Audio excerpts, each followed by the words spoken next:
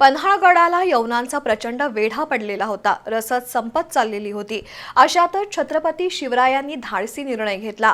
वीर शिवा काशीद यांनी प्राणार्पण करण्याची तयारी ठेवून प्रति शिवाजी बनून सिद्धी जोहरची भेट घेतली। छत्रपतींच्या रूपात असलेल्या नरवीर शिवा काशीद यांनी मरणाला धाडसानं सामोरं जात स्वराज्यासाठी स्वतःचं बलिदान दिलंय। वीरगती प्राप्त झालेल्या शिवा काशीद यांची सोमवारी 366वी पुण्यतिथी होती। या निमित्तानं जिल्ह्यातील नाभिक समाजाच्या वतीनं पन्हाळगडावरील नेबापूर इथल्या वीर शिवा काशीद यांच्या समाधीचं पूजन करत त्यांना अभिवादन केलं।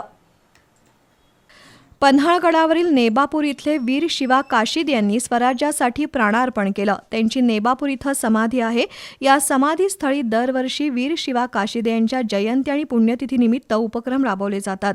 यंदा वीर शिवा काशीद यांची 366वी पुण्यतिथी असल्यानं जिल्ह्यातील समस्त नाभिक समाजाच्या वतीनं पुण्यतिथीनिमित्त कार्यक्रमाचं आयोजन करण्यात आलं होतं।